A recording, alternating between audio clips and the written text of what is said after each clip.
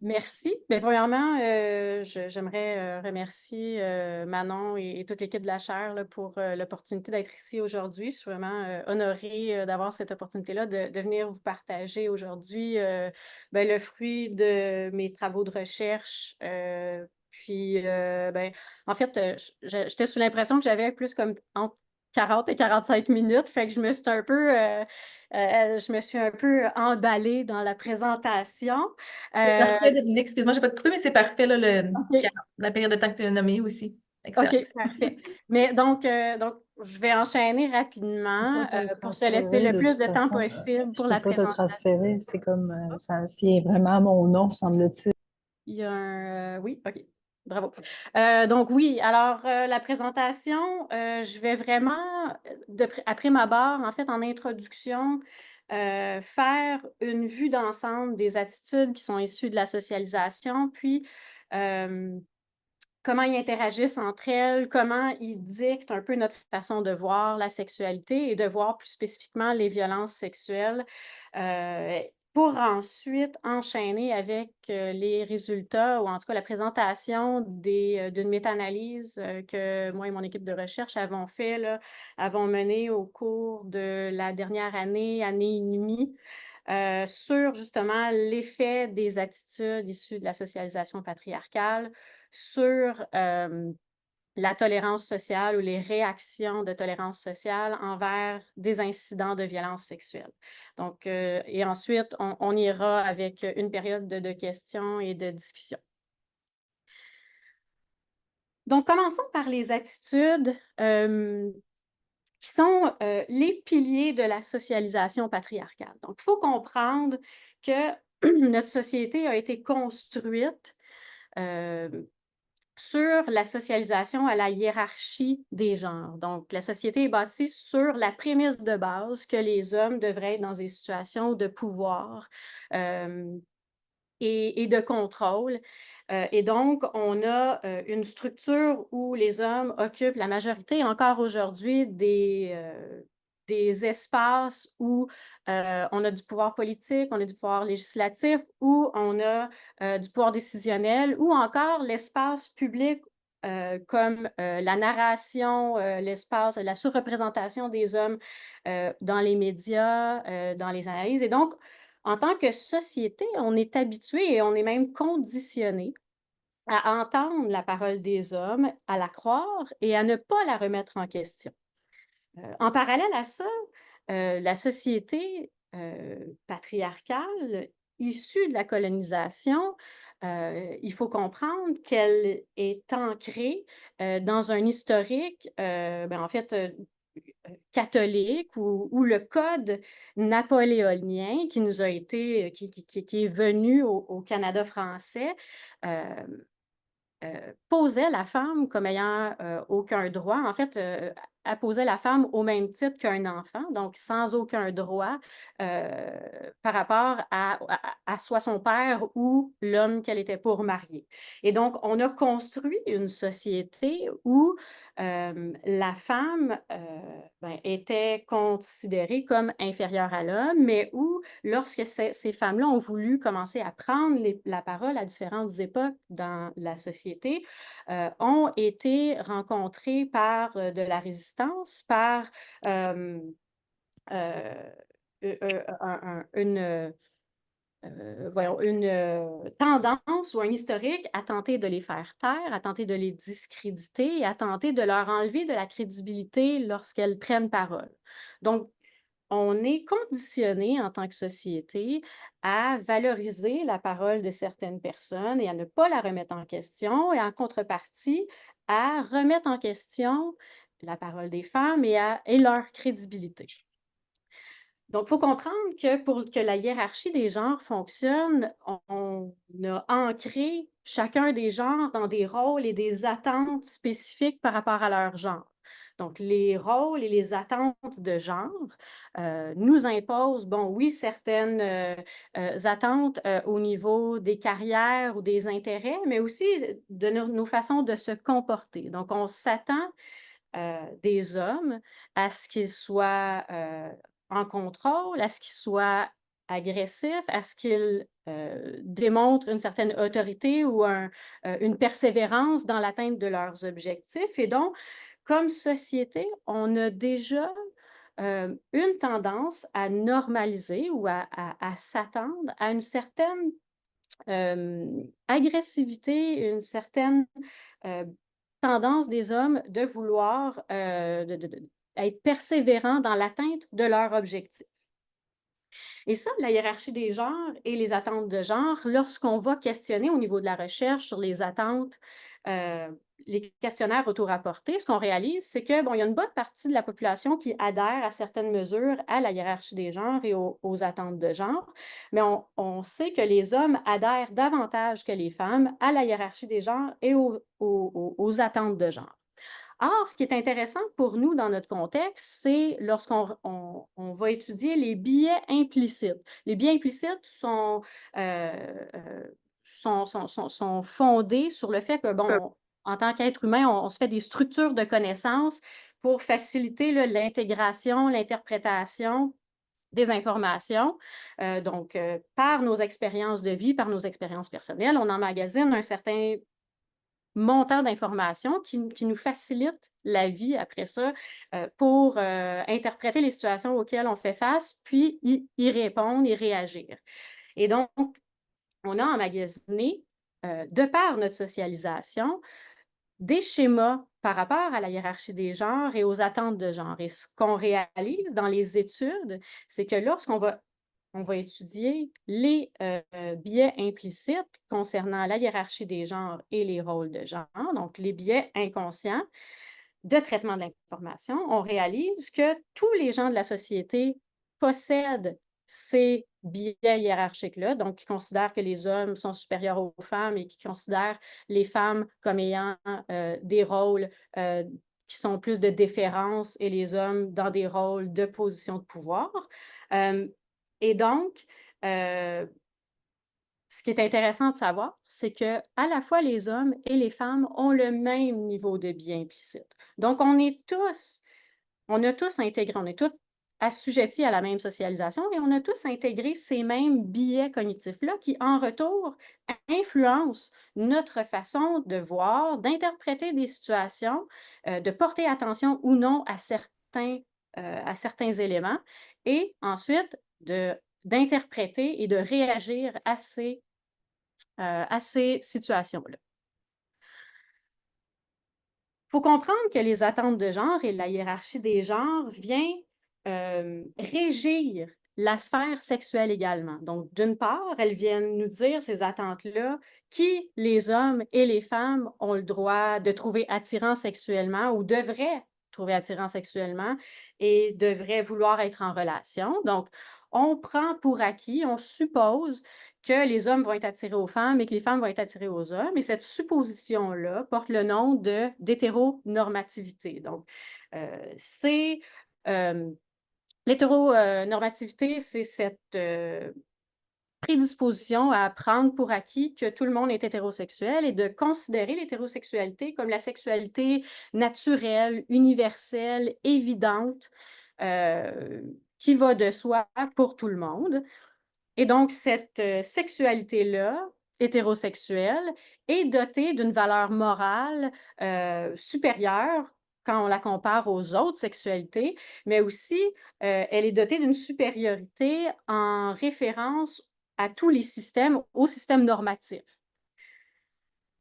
Donc, au-delà, les attentes de genre et la hiérarchie, au-delà de nous dire qui on peut aimer ou qui on devrait aimer, quelles sont les attentes sociales par rapport à ça, nous indique aussi comment les hommes et les femmes devraient interagir entre eux. Ici, on parle des scripts sexuels. Donc, cette idée que les individus qui vont s'engager dans des relations hétérosexuelles vont respecter certains comportements spécifiques à leur genre. Donc, par exemple, on va s'attendre que les hommes vont avoir plus de désirs sexuels que les femmes, qui vont vouloir intégrer rapidement les relations sexuelles dans les relations de couple et qu'ils vont faire le premier pas pour initier les contacts sexuels.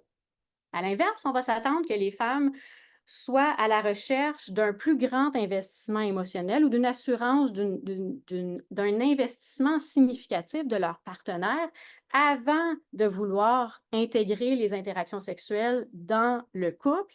Et donc, on va s'attendre des femmes qui vont vouloir retarder le début de l'intimité le plus longtemps possible. Et donc, une femme qui ne respecterait pas, par exemple, ces contingences-là, donc qui initierait les contacts physiques, qui accepterait trop rapidement les avances d'un homme, aurait des réactions négatives ou pourrait recevoir des réactions négatives sur le plan social. Donc, le terme femme facile réfère justement à cette facilité de dépasser les barrières que les femmes sont supposées d'imposer sur le plan sexuel. Donc, ce qu'on s'attend, c'est qu'en réponse à une première tentative d'un homme, une femme va dire non. Et donc, on s'attend à ce que l'homme soit persévérant dans ses tentatives d'obtenir une relation sexuelle ou du moins d'initier les comportements, les rapprochements sexuels dans un couple. Donc, ces attentes de genre-là, au niveau des relations intimes, établissent déjà un scénario interactionnel qui vient normaliser un élément de persistance dans les avances sexuelles des hommes envers les femmes et qui attribue aux femmes la responsabilité de freiner les comportements sexuels des hommes.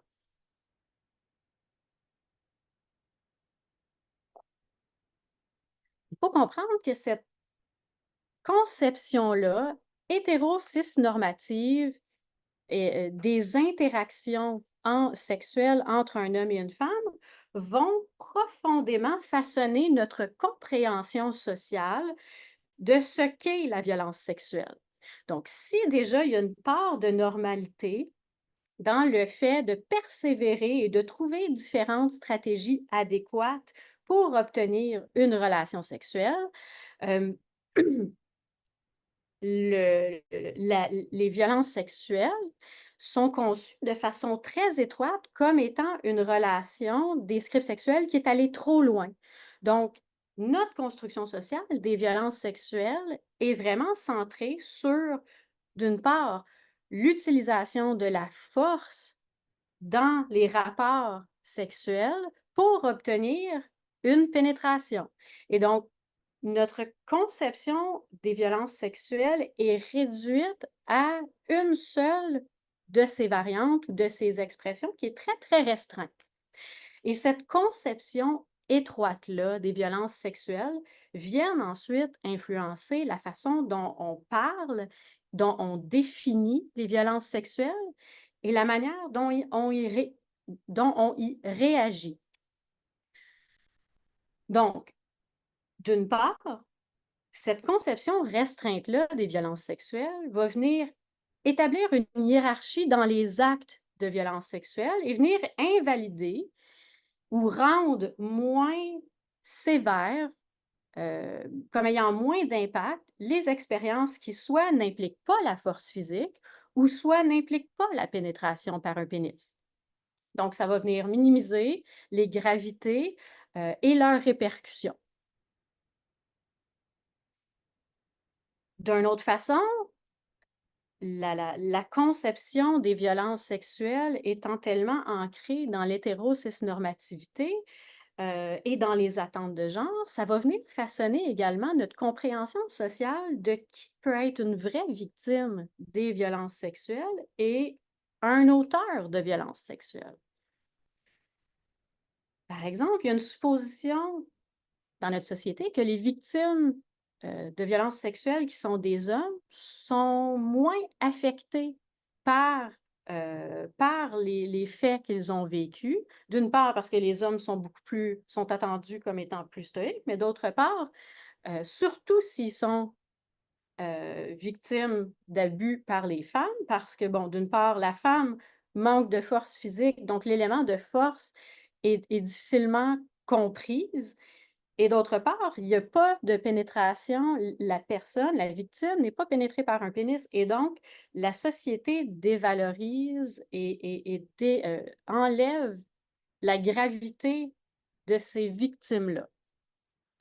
La recherche met également en évidence que cette conception très étroite et hétéronormative des violences sexuelles vient aussi enlever de la visibilité aux auteurs femmes et aux victimes queer, donc aux victimes de la communauté LGBTQ. Les femmes étant traditionnellement perçues comme étant physiquement plus faibles, comme étant sexuellement passives, ça devient difficile d'imaginer une femme auteure de violences sexuelles aux yeux de la société. De la même façon, dans une conception hétéronormative des relations sexuelles, les deux femmes qui ont des relations sexuelles entre elles ne sont pas perçues comme ayant des relations sexuelles complètes, n'ayant pas la présence du pénis. Et donc, il y a une espèce de dévalorisation ou invisibilité des conséquences, de la lourdeur des conséquences et des événements qui sont liés à ce type de victimisation-là.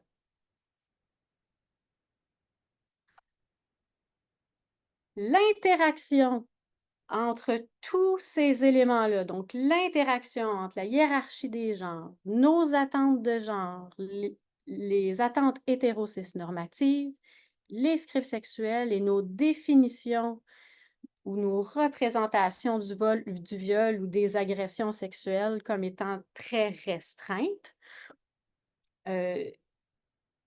viennent se mettre ensemble et nous amènent une série de croyances erronées mais répandu dans la société, que l'on nomme mythe du viol ou mythe sur le viol. Donc, plusieurs des mythes les plus tenaces, plusieurs des mythes du viol les plus tenaces sont en fait profondément ancrés dans les attentes de genre et portent sur les victimes des actes de violence sexuelle. Donc, si, par exemple, les actions d'une femme ne correspondent pas à ces attentes genrées-là, que ce soit sur le plan des comportements sociaux ou des comportements sexuels, donc si une femme boit trop, si elle s'habille de façon qu'on perçoit comme étant plus provocante, ou encore si c'est elle qui initie les comportements ou les contacts sexuels, elle est considérée comme ayant une part de responsabilité dans les agressions qu'elles ont subies. Les attentes de genre envers les hommes viennent aussi façonner notre façon de répondre aux victimes masculines. Donc, la valorisation de la dominance physique des hommes et nos attentes à l'égard que les hommes vont être physiquement capables de se défendre nous amènent à avoir des mythes qui sont répandus comme le fait qu'un vrai homme serait en mesure de se défendre s'il aurait vraiment voulu le faire, d'autant plus si son agresseur est une femme. À l'inverse, les comportements des hommes, eux, qui sont perpétrateurs ou des hommes auteurs de violences sexuelles sont aussi lus à la lumière des attentes de genre. Donc, un des mythes les plus répandus et les plus endossés encore aujourd'hui, c'est ce mythe qui est largement répandu à l'effet que les agressions sexuelles sont le résultat de l'incapacité de certains hommes à contrôler leurs pulsions ou leurs désirs sexuels. Par rapport à ces mythes-là, j'ai quelques chiffres à vous offrir. Il y a eu une étude populationnelle en France en 2019, donc assez récente, sur 1000 Français et Françaises, donc représentatifs de la population française. 57% d'entre eux étaient d'accord avec l'affirmation qu'il est difficile pour les hommes de contrôler leurs désirs sexuels. 42% d'entre eux étaient également d'accord avec l'affirmation qu'un agresseur sexuel a une responsabilité diminuée sur les actes qu'il a commis si la victime avait été perçue comme ayant des comportements provocateurs en public en amont des gestes commis. Même type de résultat en Australie où une autre étude populationnelle sur 8 731 personnes, hommes et femmes, nous ont donné des résultats que 43% des répondants étaient en accord avec l'affirmation que l'agression sexuelle est le résultat d'un homme qui est incapable de contrôler ses besoins sexuels. plus proche de chez nous et de façon intéressante compte tenu de la présentation d'aujourd'hui, j'ai fait moi-même une étude sur l'adhésion des mythes du viol dans les cégeps du Québec en 2020 et on a 63%, donc c'était une étude sur près de 700 élèves, donc 681 si la mémoire ne m'échappe pas, dont 75% étaient des filles. Et donc, les répondantes, à 64%, étaient d'accord avec l'affirmation, différents niveaux d'accord avec l'affirmation. Lorsqu'un homme commet une agression sexuelle, c'est généralement en raison de ses fortes envies sexuelles. De la même façon, du même échantillon, donc on se rappelle 75% de femmes âgées entre 17 et 21 ans, 53% d'entre nos répondants avaient un degré d'accord avec l'affirmation que si une fille agit comme une salope, elle va éventuellement avoir des ennuis. Okay? Donc, ce sont des mythes du viol qui sont profondément ancrés dans les attentes de genre et lorsque la personne, la victime, ne répond pas à cette attente ou lorsque l'auteur répond à cette attente de genre, forge notre réaction face à ces incidents de violence sexuelle. Donc, on transitionne vers la deuxième portion de ma présentation, qui est l'étude qu'on a faite. Donc, en fonction de ces connaissances-là, on s'est intéressé, on a voulu quantifier l'effet des différentes attitudes issues de la socialisation aux valeurs patriarcales sur la tolérance sociale aux violences sexuelles. Donc, ce qu'on a fait, on avait cet objectif de quantifier d'abord de quelle façon les attitudes influencent la tolérance sociale. Et une fois qu'on aurait établi ça, on avait des sous-objectifs qui étaient de voir, est-ce qu'il y a certaines des attitudes qui influencent plus que d'autres la tolérance sociale aux violences sexuelles? Est-ce que la composition dyadique des gens impliqués dans l'incident va avoir une influence? Donc, si c'est un homme sur une femme, si c'est une femme sur un homme, ou encore si c'est deux personnes du même sexe, est-ce que ça va avoir une influence sur notre façon de réagir socialement? Et notre troisième question, c'était est-ce que le regard, est-ce que la personne qui évalue la situation, donc est-ce que le fait que c'est un homme ou une femme, est-ce que son genre va influencer son niveau de tolérance sociale face aux incidents de violence sexuelle?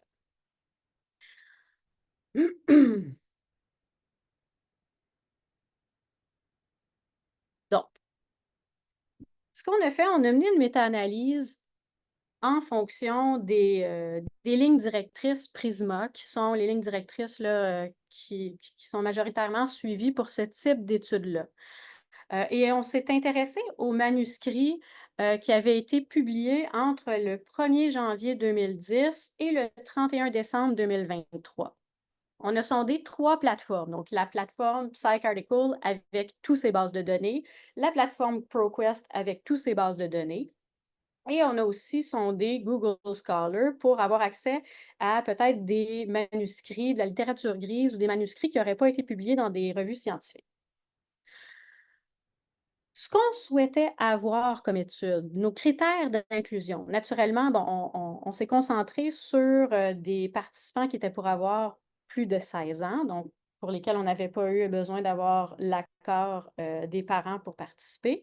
Mais ce qu'on cherchait, c'était des études qui présentaient du matériel aux participants, donc soit par des vignettes, soit par des transcripts de cas de la cour, de violences sexuelles, soit par des vidéos, des scènes de films, etc. Donc, du matériel qui représente un incident de violence sexuelle sur lesquels on demandait aux participants de se positionner sur certains aspects.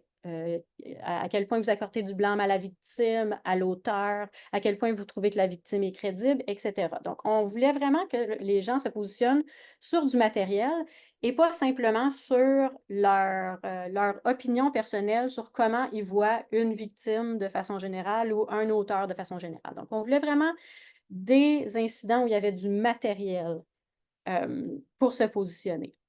Donc, en parallèle à ça, on cherchait également des études qui avaient évalué une attitude issue des valeurs patriarcales avec un questionnaire validé empiriquement.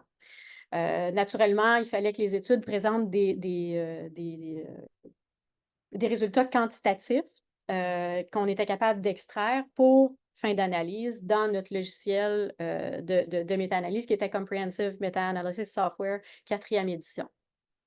Donc, à chaque étape du processus d'exclusion et ensuite de ça d'inclusion, on a eu un accord interjuge. Donc, on était 3, moi et mes 2 étudiantes de doctorat qui ont participé au projet et qu'on a évalué initialement, tous les titres et résumés pour ensuite de ça avoir 517 articles à lire pour déterminer s'ils correspondaient ou non à nos critères d'inclusion. Donc, on en est arrivé avec un certain nombre d'études qu'on a soumis ensuite de ça à une évaluation de la qualité méthodologique pour s'assurer d'une certaine rigueur qui était cohérente à travers les études qu'on avait retenues pour la méta-analyse. Donc, au final, on a terminé avec 50 études incluses dans notre méta-analyse. Donc, il s'agissait de 30 études qui étaient issues de manuscrits publiés et 10 de manuscrits qui n'étaient pas publiés, dont des thèses, des mémoires ou des essais. Ils venaient de 10 différents pays, ces articles-là, dont une grande majorité des États-Unis. Donc, au total, l'échantillon total sur lequel on a pu se baser pour nos résultats était constitué de 12 283 participants dont l'âge moyen était de 27 ans et le range entre 17 et 82 ans. Donc, on a réussi à extraire des informations sur 7 différents aspects de la réaction sociale. Donc, l'attribution du blâme à la victime, l'attribution du blâme à l'auteur, la crédibilité accordée à une victime, l'évaluation de la sévérité de l'incident, la perception que la victime a éprouvé du plaisir pendant l'agression, la reconnaissance des conséquences de l'agression sur la victime et ensuite de ça, la sévérité des sanctions imposées à l'auteur. Donc, plusieurs des études qui ont été incluses dans la méta-analyse évaluaient plusieurs de ces aspects-là, donc plus d'un de ces aspects-là, donc 65% des études. Donc, 26% des 40 études ont mesuré plus d'un de ces 7 aspects-là. En parallèle, les attitudes qu'on a été en mesure de récupérer pour l'étude et les dimensions attitudinales qui nous ont resté sont les attitudes traditionnelles de genre, le sexisme ou la hiérarchie sociale, donc cette idée du sexisme, le sexisme qui était divisé généralement dans les études ou qui était évalué selon ces 2 composantes, soit sa composante hostile ou sa composante bienveillante. Donc, on les a gardées séparées pour les analyses, et l'adhésion au mythe du viol. Donc, plusieurs de ces études-là, 9 des études ont mesuré plus d'une attitude. Alors, ce que ça a fait, c'est que plusieurs des études qui nous ont offert plus d'une combinaison de possibilités. Donc, certaines fois, il y avait une étude qui pouvait évaluer les attentes traditionnelles de genre et les adhésions au mythe du viol, présenter une vignette et ensuite de ça, les gens devaient se positionner sur l'attribution du blâme à la victime et à l'auteur. En quel cas, on avait des résultats individuels pour chacune des combinaisons possibles d'attitudes et d'aspects de réaction sociale. Donc, en tout, on avait 172 combinaisons indépendantes qui ont été obtenues et qui ont été conservées pour les analyses. Nos résultats principaux. Je vous invite d'abord à regarder la taille d'effet global, donc tout en bas, là, la ligne qui est plus foncée en bleu. Donc, sur nos 172 échantillons, donc quand on a pris l'ensemble des attitudes, qu'on les a mis ensemble et qu'on a pris et qu'on a voulu déterminer, bon, comment ces attitudes-là affectaient la tolérance sociale, on voit que la taille des faits est de point, ou la taille de la corrélation est de 0,425. Donc, pour les gens qui ne sont pas chercheurs, puis pour qui c'est à peu près équivalent à du chinois, ce que je viens de vous dire, euh, si, euh, si on considère les balises d'interprétation d'Hemphill a proposé des balises d'interprétation suite à une méta-analyse qu'il a faite sur plein de résultats de corrélation, mais en sciences sociales seulement. Donc, en sciences sociales, on considère qu'une corrélation, ou en tout cas les balises qu'il nous offre, Hemphill, c'est qu'une corrélation allant de 0,1 à 0,2 est considérée faible, de 0,2 à 0,3 est considérée modérée, et à partir de 0,3 serait considérée comme une forte corrélation. Donc, ici, on est en présence d'une forte corrélation entre les attitudes issues de la socialisation patriarcale et la tolérance sociale aux incidents de violence sexuelle. Okay? Ce qui est intéressant, c'est lorsqu'on commence à considérer ou à regarder individuellement comment les attitudes dans leur ensemble, les attitudes issues du patriarcat, influencent spécifiquement chacun des aspects de la réaction sociale. Donc, pour l'interprétation, pour la taille d'effet global, on avait standardisé la direction. Donc, ce qu'on veut dire, c'est que plus les gens ont d'attitudes, plus les gens vont démontrer des attitudes tolérantes à l'égard des violences sexuelles. Donc là, quand on commence à aller individuellement sur les différents aspects, ce qu'on réalise, c'est que plus les gens ont des attitudes, on endosse les attitudes tolérantes ou les attitudes issues du patriarcat, plus ils attribuent de blâme à la victime. Et là, on parle d'une très forte corrélation à 0,558.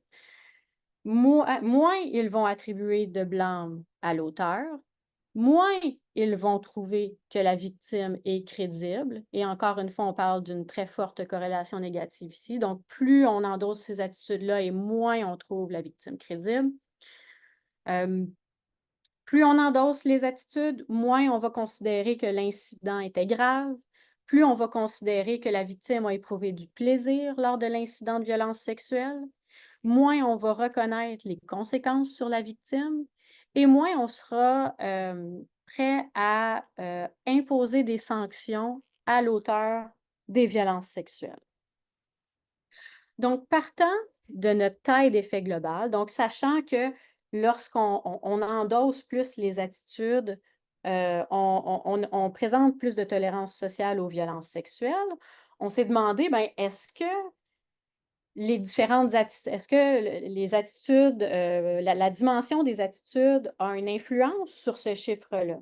Est-ce que la composition dyadique de l'incident a une influence sur la tolérance sociale? Et est-ce que le genre de la personne qui a fait l'évaluation a une influence? Donc, on a mis ça dans une méta-régression qui s'interprète de la même façon qu'une régression qu'on ferait dans une analyse standard.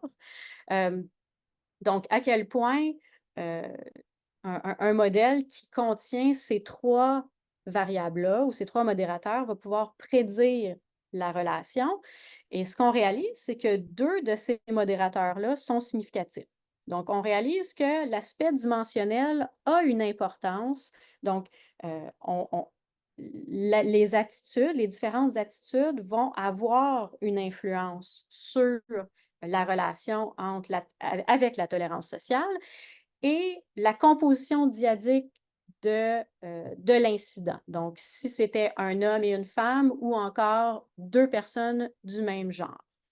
Fait intéressant, le genre du participant, le genre de la personne qui évalue l'interaction et qui donne son opinion n'avait pas d'influence sur la tolérance sociale. Donc, le fait qu'on soit une femme ou un homme n'avait pas d'influence sur la tolérance sociale. Qu'on soit un homme ou une femme, plus on adhère à ces attitudes-là, plus on aura une forte tolérance aux violences sexuelles. Donc, on est allé faire des méta-comparaisons pour déterminer, OK, ben, est-ce qu'il y a certaines de ces attitudes-là qui ont plus d'influence sur la tolérance sociale ou, ou ils sont toutes identiques? Ce qu'on a réalisé, c'est deux choses importantes.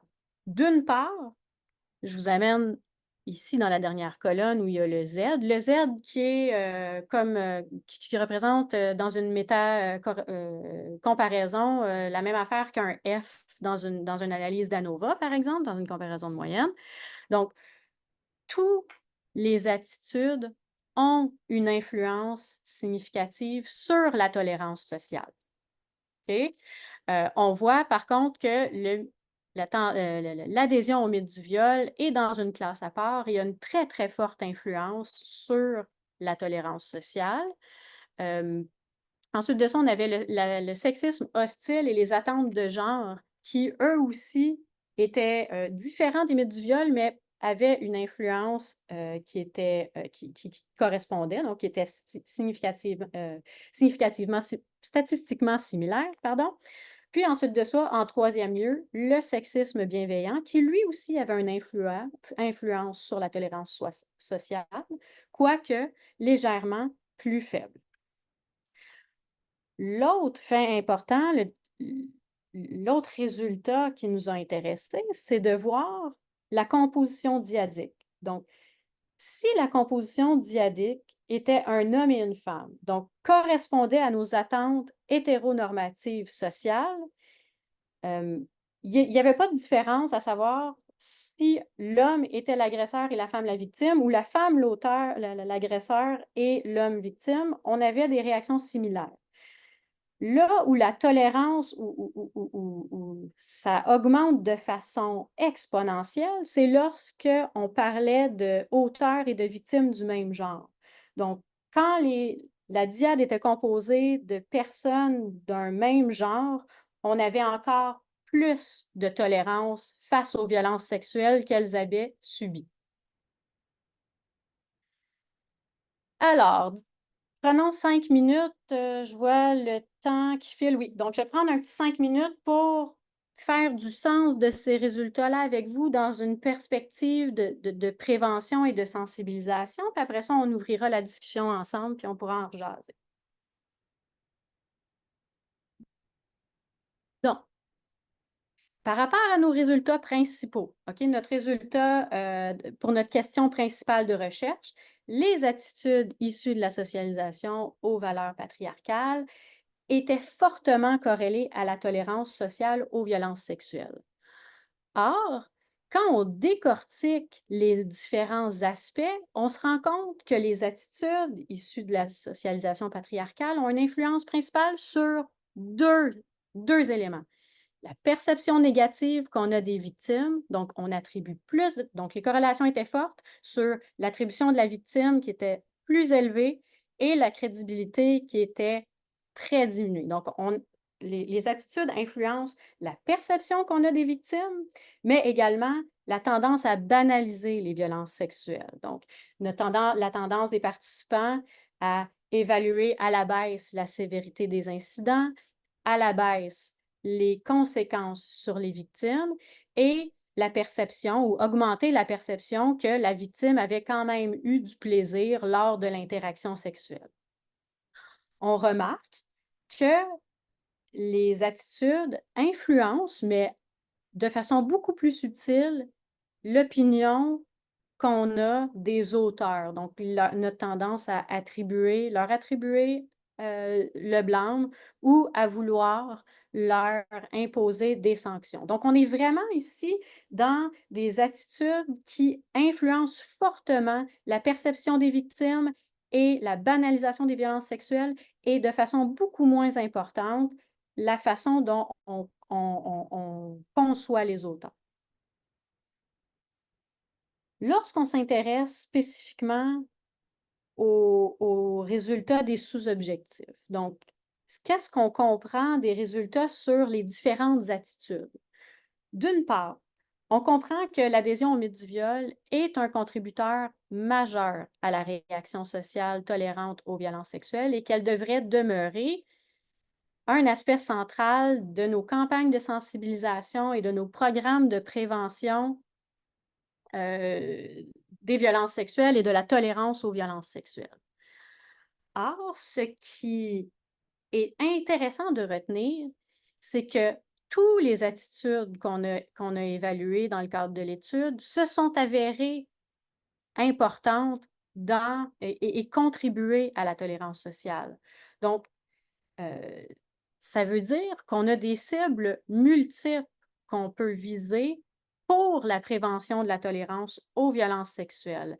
Et alors que l'adhésion au mythe du viol ne peut seulement être ciblée plus tard dans la vie, dans le développement sexuel des adolescents, le sexisme et les attentes de genre peuvent être ciblées très tôt dans le développement, très tôt dans la vie. Même à l'âge préscolaire, on peut commencer à s'attarder aux attentes de genre et à la hiérarchie des genres. Donc, ce que les résultats sur les attitudes nous apprennent, c'est que la diminution de la tolérance sociale face aux violences sexuelles doit s'intégrer dans des initiatives englobantes et plus larges qui vont venir déconstruire les attentes de genre, les biais fondés sur les genres et les pouvoirs inégaux entre les genres. Lorsqu'on s'attarde aux résultats qui portent sur la composition dyadique des incidents, à savoir là, qu'il y a une augmentation significative de la taille des faits lorsque les incidents impliquent deux personnes du même sexe, ça nous renvoie à la surstigmatisation des victimes non hétérosexuelles et ça souligne le rôle important que jouent les normes sociales genrées, les attentes hétérocis-normatives et les scripts sexuels dans notre compréhension des violences sexuelles en tant que société. Ça met naturellement en évidence les disparités vécues par les individus qui divergent des normes hétérocis-normatives. Donc, en cohérence avec mon point précédent, les résultats qui sont issus de la composition dyadique viennent encore nous sensibiliser et nous inciter à intégrer nos efforts de diminution de la tolérance aux violences sexuelles dans des processus qui s'attaquent plus largement aux inéquités entre les hommes et les femmes et aux préjugés qui sont ou aux biais de genre. Finalement, le fait que le genre du participant n'avait aucune influence sur le lien entre les attitudes et la tolérance sociale nous renvoie au fait qu'on est tous socialisés au sein de la même société, qu'on partage tous le même environnement social et qu'on internalise les mêmes normes et les mêmes règles en ce qui concerne le genre et la sexualité, et que la socialisation à ces normes-là, indépendamment de notre genre, nous expose à interpréter de façon biaisée les incidents de violence sexuelle. Donc, les efforts de sensibilisation et d'éducation devraient être dirigés à l'ensemble de la population et pas seulement aux hommes ou avoir des sensibilisations qui sont ciblées par genre. Donc, on veut vraiment cibler tout le monde. Avec le temps qui avance, les limites, si vous avez des questions, on pourra en rediscuter, mais je pense qu'on peut peut-être ouvrir la porte à la discussion. Parfait. Merci beaucoup, Dominique.